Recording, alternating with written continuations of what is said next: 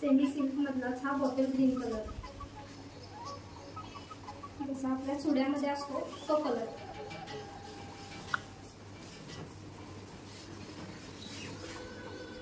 पुढे येऊन जातो.